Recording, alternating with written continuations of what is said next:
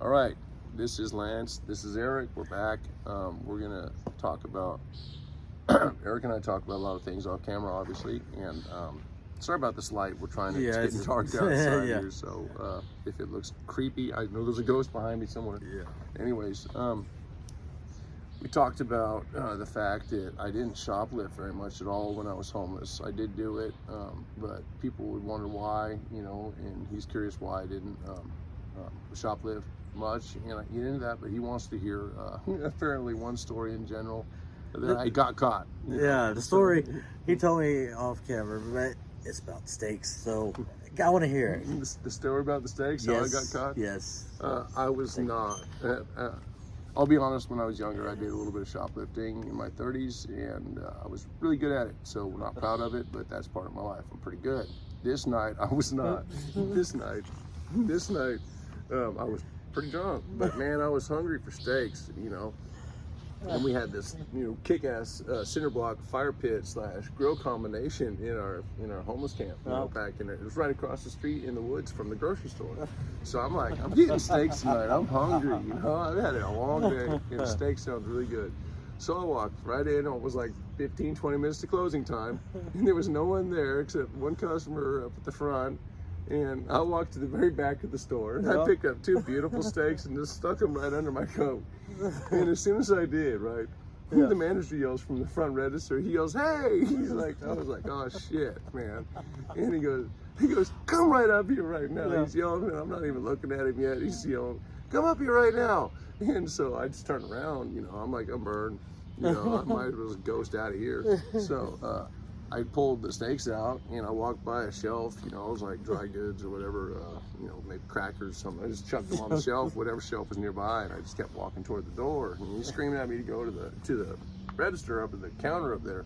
And I just kept walking to the door. The assistant manager, this beanpole of a kid, real nice kid. I feel real bad about it because I went shopping so many times in the store, and we'll get into that. And he was always so nice to me, and I looked like shit, and I was homeless, and I was drunk half the time.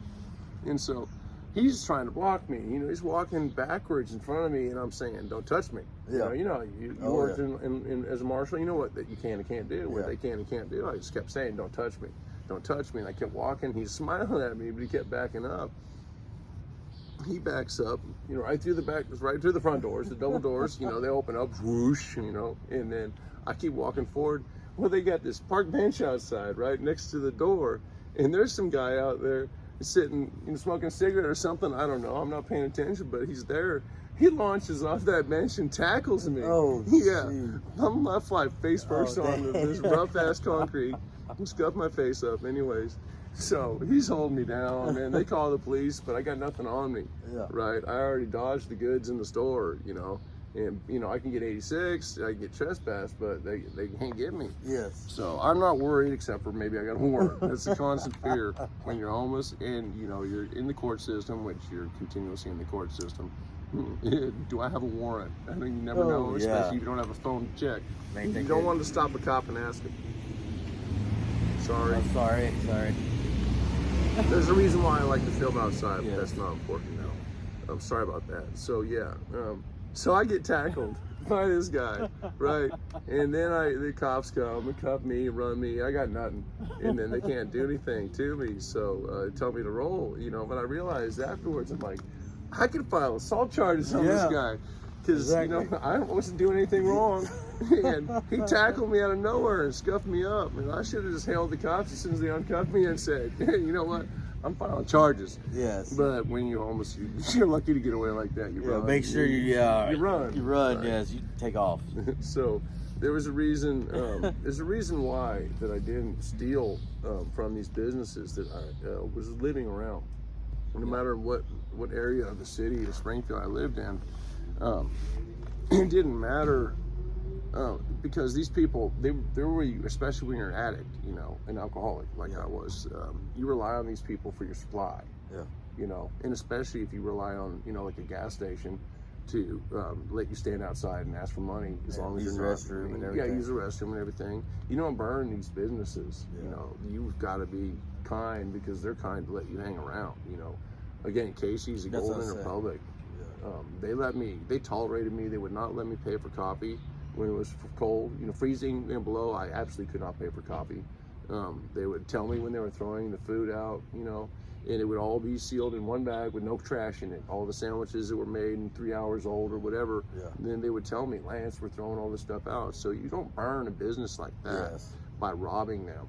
Yeah. You know, and I was there desperate, shaking, you know, in withdrawals and not stealing from them. I was out scrounging money, walking around the side of the road where change grinds up with the gravel, you know, Yeah. and digging that, you know, before I would steal from that gas station or other places. Now I did because it was easy, and I was an alcoholic. You know, I did steal a lot of shots from King Cash Saber. Yeah. It was right, you know, like a 5-minute walk from our campsite in the woods, and they had these big 4x8 plywood tables divided into like 10 spots full of all these different shots. Well, you grab a handful of 8 bottles and you put them in your cart, and then you got money to pay for the other things you're getting, you know, but you maybe put 6 of them bottles in your pockets, but as long as you go through the register with alcohol, and they've seen you on camera picking alcohol at that spot, and they're not following you too close. If they're following you closer than that, you burn, you know. Yeah. But I didn't do it a lot because, again, you know, and it was another thing about my ego. You know, I had shoplifted a lot when I was younger, but I gave it up when I got caught, you know, and I learned my lesson. I thought, you know, well, I don't do it like I did then. I did it just to feed my addiction, but even then it was rare. Yes. So you didn't disrespect these businesses. You didn't get 86 because, again, restrooms, Yes. you know, food, you know, charging. But that was that one time that you needed something, and you had it. When I stole steaks, I was just drunk and hungry. I'm not gonna lie, man. I was not smoking weed at the time. I had the munchies, and man, steak sounded Oh, delicious. that's not a. Oh yeah, long day. When it's So we'll hear about the campsite Yeah. and that fire pit and how delicious those steaks would have been on our fire pit in my campsite. Man, we had some great meals out there. I'm not gonna lie. The campmate there was a fantastic cook. All right, we're gonna try to cut it off there. Yes. And then we'll tell another story another time. Sorry Thank you for about telling that. that story. Sorry, okay, wait. You gotta still do the, okay. Please like, please share. These are just examples of stupid things when you're drunk, and, you know, it was just kind of a stupid story, but also it shows how homeless people, if they got any respect left in them at all, will not steal from the places they depend upon. And, you know, Burger King, we didn't ever disrespect the bathrooms there because we could use the electrical outlets when we did have phones or appliances that we needed to charge. So you don't disrespect these businesses. So that's the tie-in to homeless behavior and a little understanding of homeless actions and homeless life. So please share. Please, these stories are kind of funny, but they all have a little bit of a lesson to them. Yes. Please subscribe. I can't share this message about my sobriety and how happy I am with my life and how much strength I have. And, you know, my story of how I did it is on these other videos, obviously. So share this, and there's a chance for all these people that are suffering and going through the indignity of that form of lifestyle. And there's real people there, and they can be back, and I'm an example of it. So like, share, subscribe, hit the bell, and please do follow me. Thank you. Thank you.